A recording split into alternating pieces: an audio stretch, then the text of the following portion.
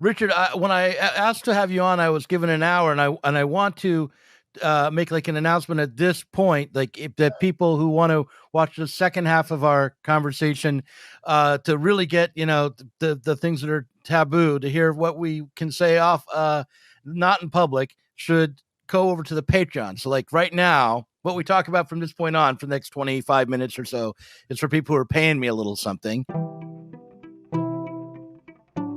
The death of God is about the drying up of a horizon of meaning and of a whole form of human life. Where do we stand in the illusion it makes? What kind of space are we invited into? The material relations between people become social relations between things. When we look at toasters, corn, and TVs, we don't see still, to a large extent, live in the interregnum between worlds, if you will, or between paradigms.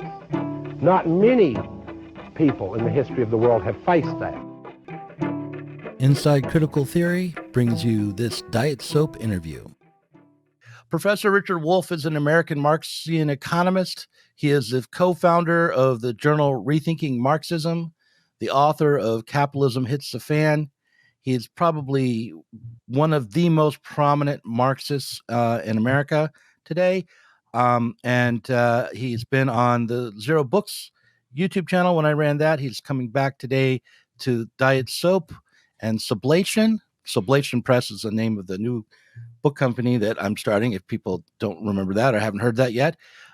Richard Wolff, thank you for coming back on to discuss socialist struggle, labor politics, and actually today I'd like to talk about the mask mandate with you, because that was relevant before Omicron.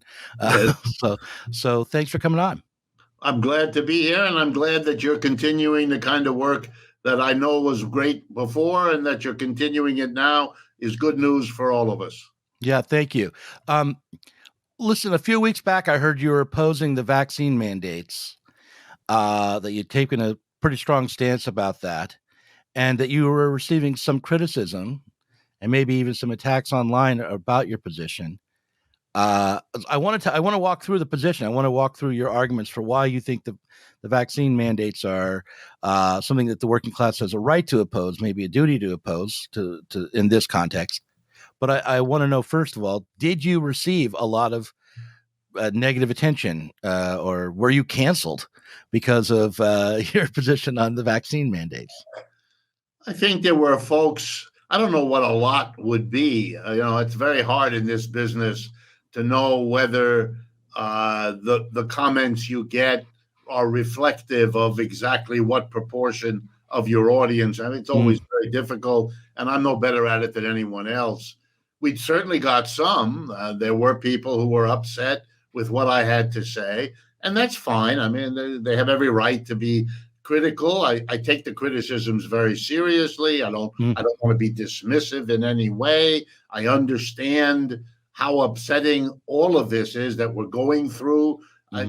I welcome people that are engaged and excited about what they think ought to be done. It's way better than the apathy that otherwise might be out there. So I'm not upset by it, but yes, we got a considerable amount of pushback.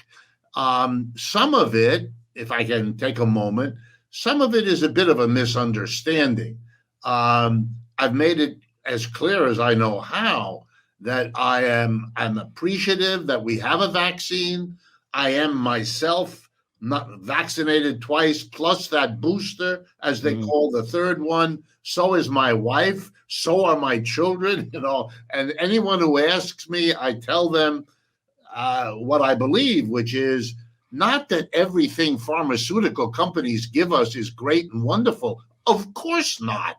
I'm a critic of those companies. They're out to make money. That's their name. That's their game. And making us healthy may or may not be part of that game, but there's no necessary correlation there. So being skeptical of the science and being skeptical of I'm in favor of all of that, and I always have been.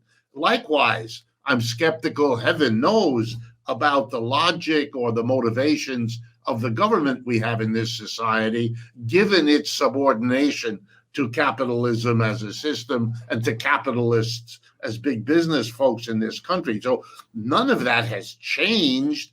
But here is the thing that seems to bother people. For me, the labor movement, both the unionized and the non-unionized, is in a systemic struggle with the capitalist or the employer class. That's how capitalism is set up. And I understand that. And over the last 3 centuries, that capitalism went from something that started in England, in the 17th century and became the global system it is today. Working people have struggled mortally. That is, they've suffered the death, they've suffered injury, they've struggled to get the right to organize, to get the right to have a union, to get the right to have limited hours of the day that they can be required to work. And one of the things they struggled for 300 years was to have some power, some control in the workplace, other than being, some kind of zombie or robot that happens to be alive rather than the other kind of robot. And so a mandate, that's not the way we want to go, in my judgment. If there is a national health emergency, I see that. I think there is.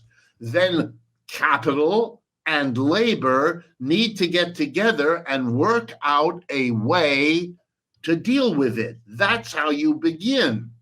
If labor and capital can't get a resolution, we better have, as we will with everything else in our society, some way to resolve their incapacity to work things out.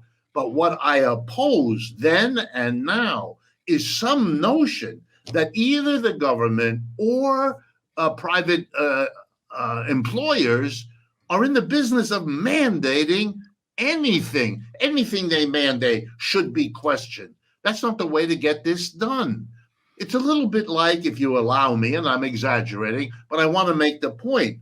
It's like responding to teachers who used to say in schools, public and private, well, we have to hit the children in order to get them to quiet down, to get them to... No, you don't.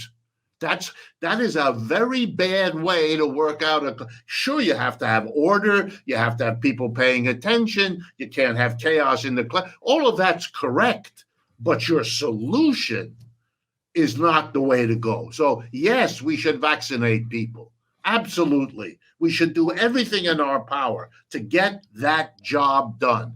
But the notion that you start with mandating, and I must admit here, I'm a little bit affected by New York City, where I live and work. Mm-hmm. We have a mayor who I helped to get elected, a progressive, or so he told us, de Blasio, you may know about him. Mm-hmm. And he was full of mandates that were not necessary. He could have called in. Our public employees in New York City are union organized, and they've been that way for decades. They are used to sitting down with Republican and Democratic mayors to work out solutions that are not mandated on them. And there was, for a progressive mayor to have been elected in part with union and working people support, and he's a Democrat and all of that, to turn around and do this mandate dance. It was just this side of obscene, and that was where my passion came up. Yeah. So, I totally understand that the one of the major points that you're trying to make here is that by allowing the state, whether it's New York City or the federal government, to impose mandates on workers, you're undermining the power of the workers themselves to determine their own fate. The other thing that I've heard you say, though, is that sometimes the federal government or the city has to impose mandates like traffic lights. Was the example you gave. So, we all accept that there are limits to how we can drive, things that we have to obey, things we have to do, like stop when it's red. But in this context of the vaccine, you argued, the science around the vaccine has shown that it is not quite the same. as a stoplight. In other words, if I get vaccinated or not, it may not have that much of an effect on the my fellow workers. That it might protect me from being sick, but it won't necessarily protect them from being infected, because the breakthrough infection rate was much higher than anticipated.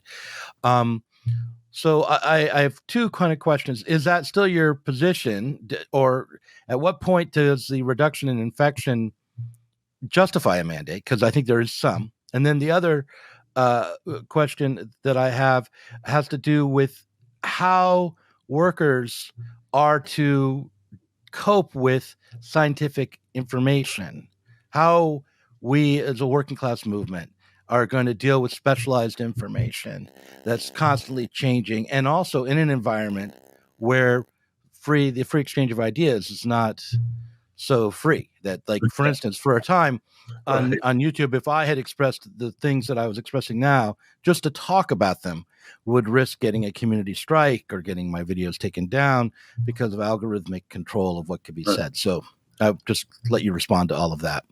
Yes, I'm as affected as everybody else by the evolution of scientific information. If you talk to the people involved, epidemiologists and others, which I'm doing and have been doing from the beginning, the first thing I've learned is that they're learning, and that what we understood 6 months ago is not what we understand now about this disease. And that's not a flaw of science, the way that that strange senator from Kentucky beats up on Fauci all the time. This is not a flaw of science. This is the virtue of science, that it's open, that it corrects itself, that it doesn't get all stuck in whatever it understood 6 months ago. So when I spoke, for example, on the Jimmy Dore show about this question, the science that was in my mind was what you just referred to. The information that was now being confirmed, that people who have been vaccinated are as likely to infect the next person they interact with as people who haven't. So that the critique of those who haven't, that they are somehow spreaders, was being undercut by what science was recording. I felt I had to go with that. It was the best science at that time. And as far as I know, that is still the scientific view, that breakthrough or people getting the disease with vaccination, you can get it with being vaccinated for sure. Apparently, it will not be as bad for you in terms of hospitalization and death.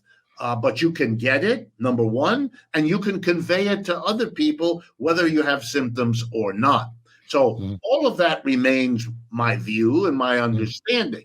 But I have learned something that makes me less opposed to mandates, because I think they've become like the traffic light, more even than when I first came up with that metaphor or that parallel. And here's what it is. I understand that hospitals around the United States and clinics and so on are at or near overfull. They can't handle what they got. And that this is particularly true with pediatric hospitals or pediatric areas. And that's because you can't vaccinate children below a certain age, which means they don't have the protection against hospitalization and severe symptoms. And they are coming to hospitals in huge, unprepared for numbers. I'm putting aside the failure of this country to prepare for this and to manage this, which is a scandal of proportions I'm sure you're dealing with, and that really deserve our opposition. Put that aside. Just let me finish this point. So now I see a point of mandating. Now I'm beginning to say, wow, because if people who are sick for 100 other reasons, have heart trouble or cancer, they don't want to go to hospitals that are full of people with COVID. I mean, at a time when you have a heart trouble, that's when they tell you don't go anywhere near COVID because other conditions can be readily worsened by COVID. Okay, now we have something like the intersection. I want to be able to get in my car and drive through an intersection to see my mother or to visit the doctor or to have dinner with my friends.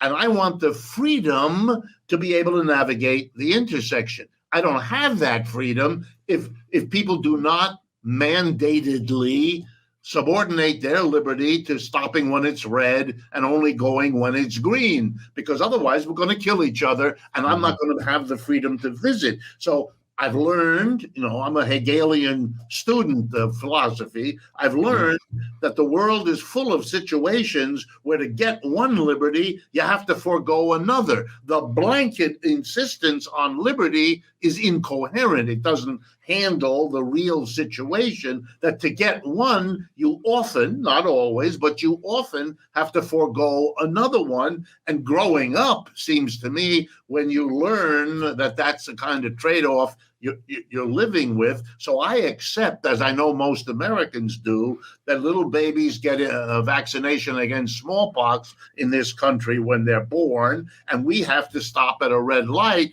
or else a police person is going to give us a ticket.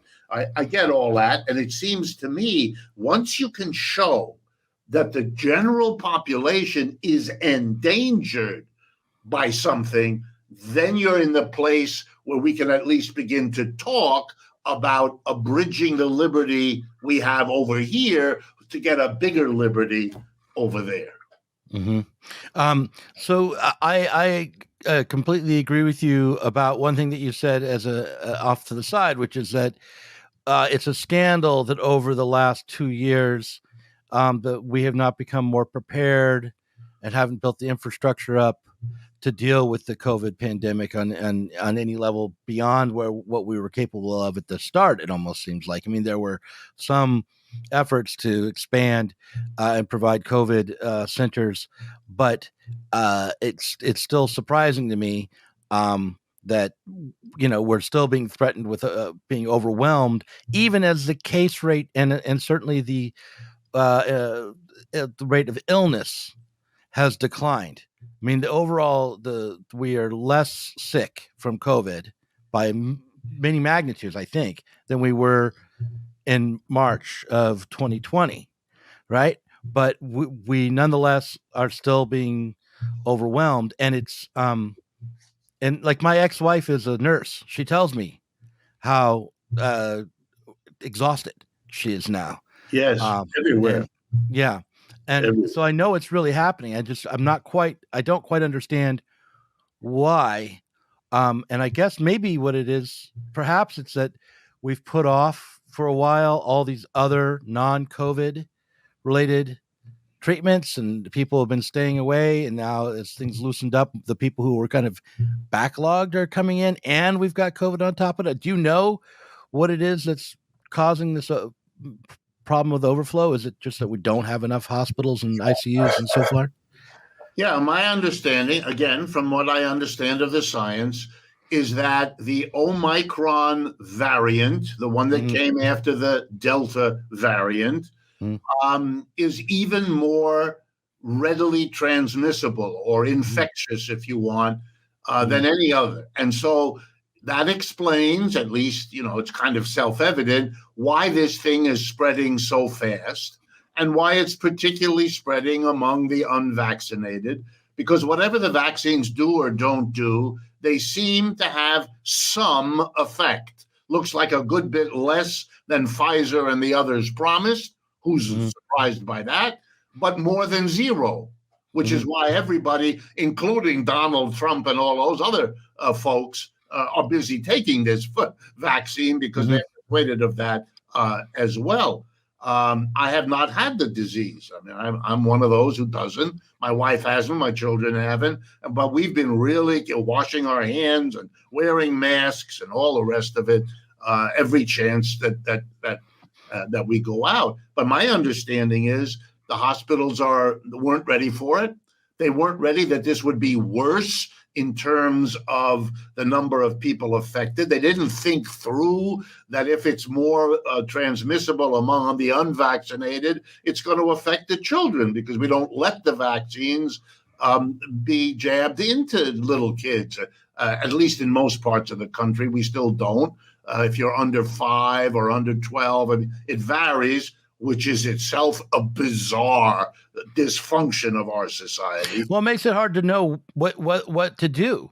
Yes. I mean, is it like in one state it's you shouldn't have it if you're under 12, but in another, if you just move over another state, well, then you're fine to have it unless you're under 5? Well, I mean, Doug, let me tell you something which, may bother you, but then again, we can talk it out. Mhm. The rest of the world is in a state of shock, awe, and laughter at the United. They can't figure out.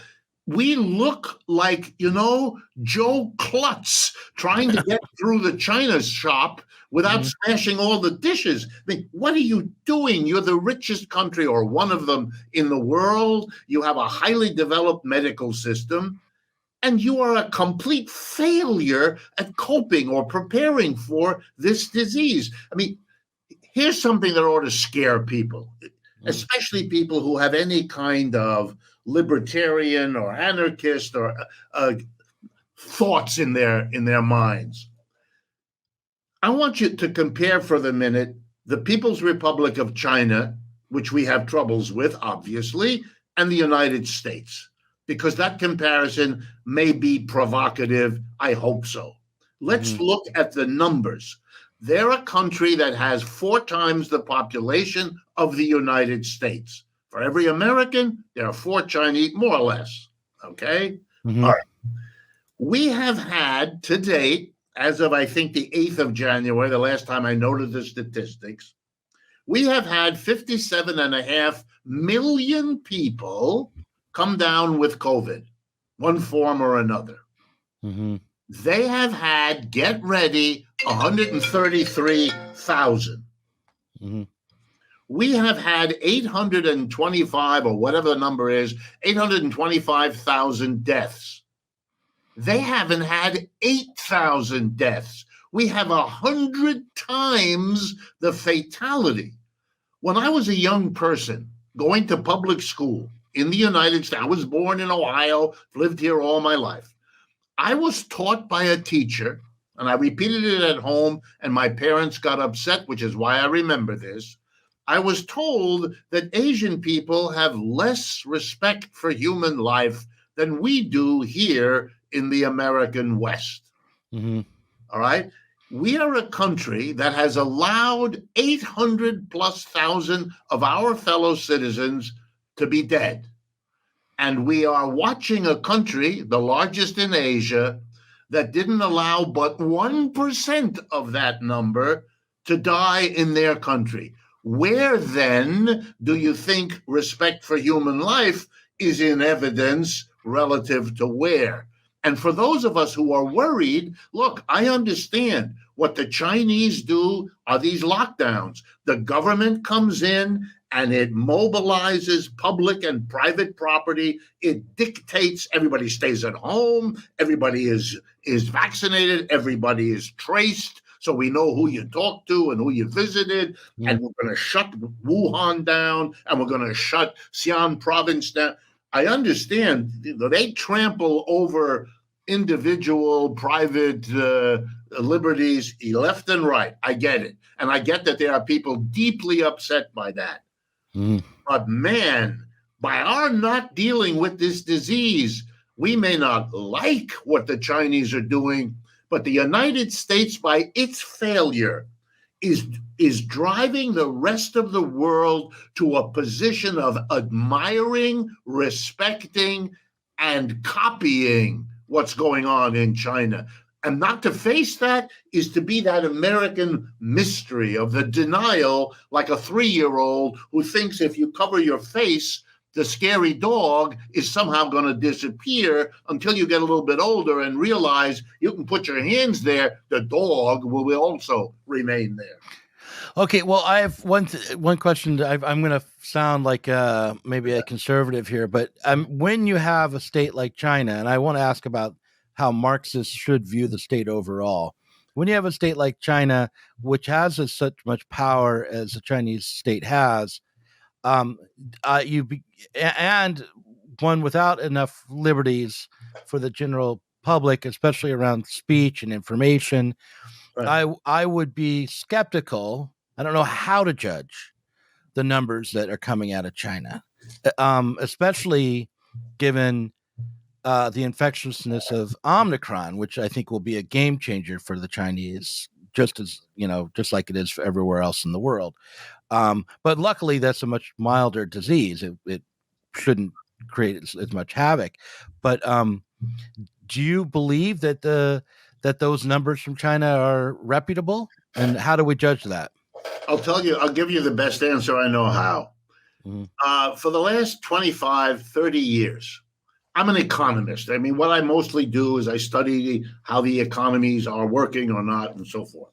Starting about 25, 30 years ago, the numbers coming out of China about the economic growth there, the level of wages, all of that was so much better, there's no other word to use, than what we have here in the United States, that a lot of people, myself included, wondered about the numbers.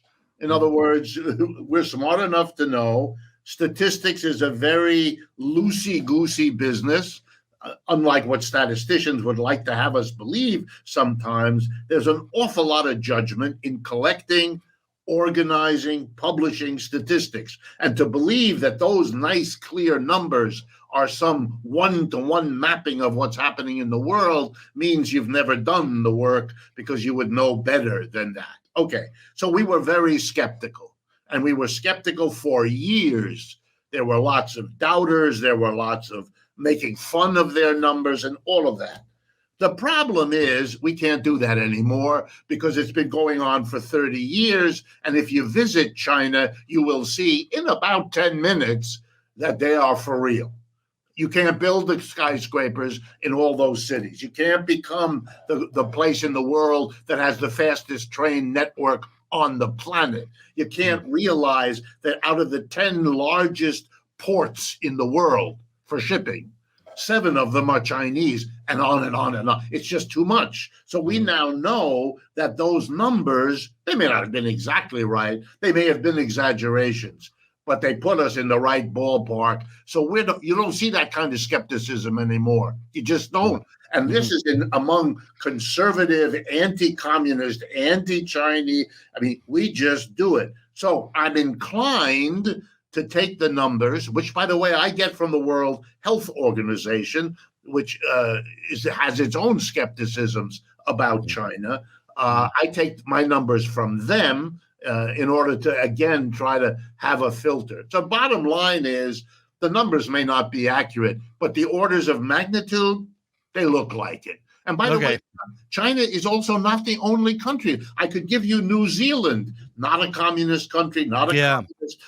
And New Zealand, I mean. Yeah, but I mean, New Zealand, the population is so small. It's an island. You know, it is a lot easier to control the borders. The healthcare system is so much better. I mean, it's not an apples to apples comparison, but I see what you're saying, though. I mean, we could have done a lot better. I think the way to compare it is United States to Europe. Yes, that's the comparison, and that's actually, we're not that much worse than all of Europe. No, the Europeans have a lot to answer for, and they're going to have to answer for it. That's right. Yeah. But what they have, we don't have, of course, and that has changed everything there. Anyway, I don't want to get. You had asked me earlier an earlier question. What does the working class do with scientific information? Yeah, right. Yeah. And I want to answer that because it's very, very important. We allow, in our capitalist economic system, we allow people whose primary objective, and I take them at their word, they tell me this is their primary objective.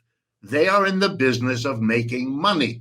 They reward their executives when the profit rate goes up, and they don't when the profit rate doesn't go up. Their stocks go up when their profits go up and go down when the profits shrink. In other words, we have a system that makes profit the bottom line, profit the goal. Okay, if that's how you organize the production of goods and services, you cannot then be shocked or surprised if those entities try to control the flow of information about their products to make them profitable. I mean, I always find this amazing when I explain to my audiences here in the United States something which I am convinced they already know. So I had this bizarre, almost surrealistic moment. I'm busily explaining as best I can, but I'm explaining to someone whose eyes are telling me, I know this. I don't need you. And yet, when they then open their mouths 2 minutes later, it's clear they don't get it, or at least not yet. Mm.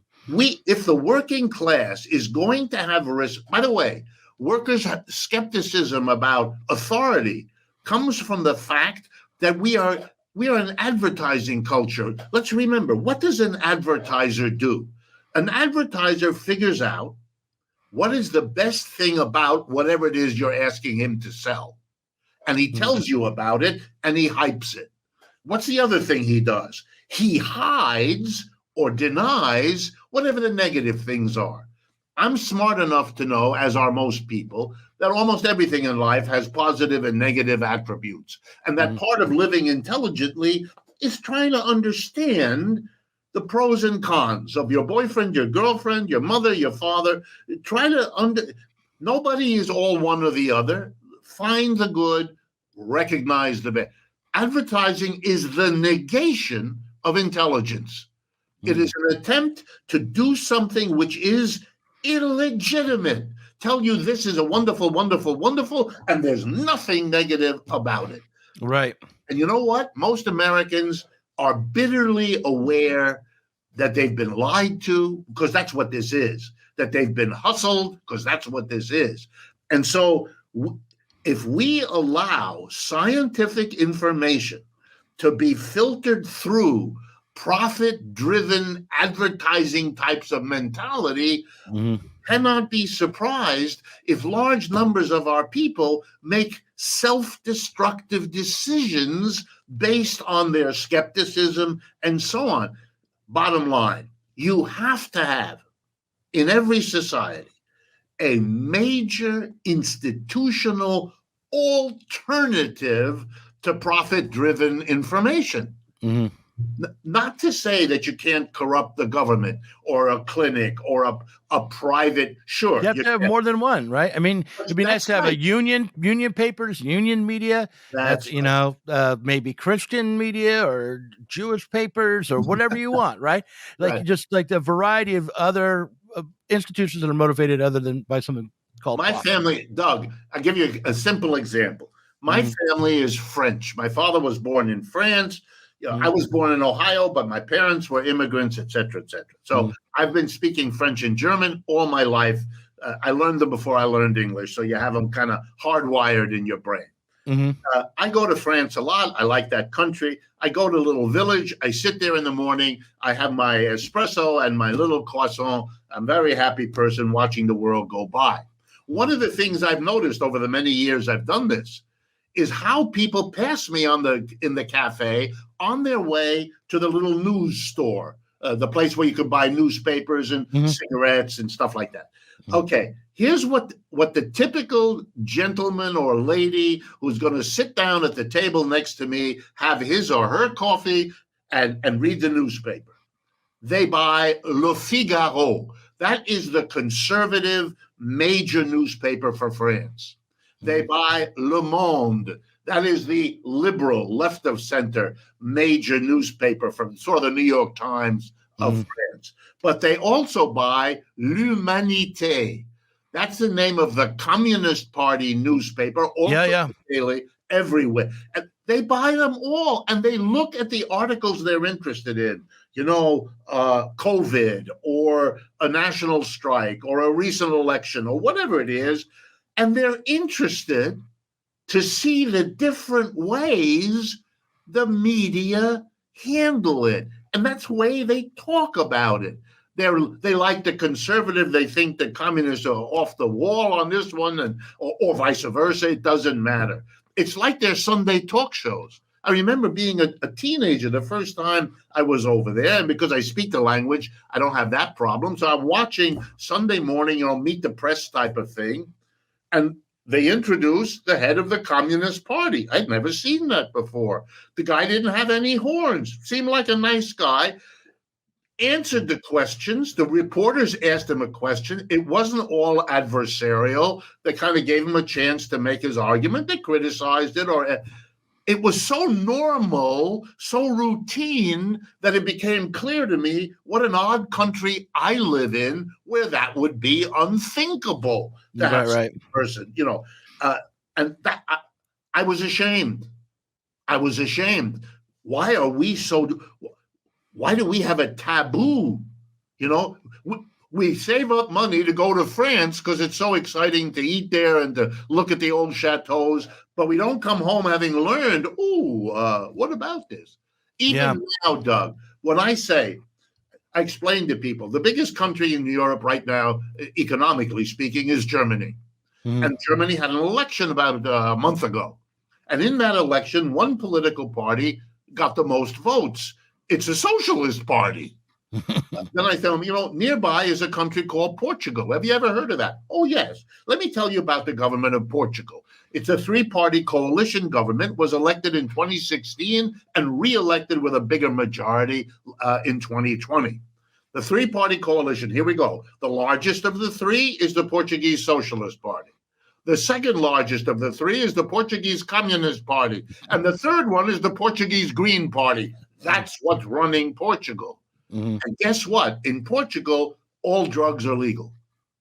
They have solved their drug problem by the legalization and therefore the medical management of everybody who's got a problem, who's got an addiction to deal with. And they use the money they get from taxing drugs to pay for the massive governmental education program about the dangers of drugs and then the treatment of people who are at. I mean, we have so much to learn, and it's our own taboos that block us from learning it. Yeah. Richard, when I asked to have you on, I was given an hour, and I want to make like an announcement at this point, like that people who want to watch the second half of our conversation to really get, the things that are taboo, to hear what we can say off, not in public, should go over to the Patreon. So like right now, what we talk about from this point on for the next 25 minutes or so is for people who are paying me a little something, which means that it's going to be a little bit more theoretical maybe, or not as topical perhaps. So just to start off, and now we're in what's called the parrot room.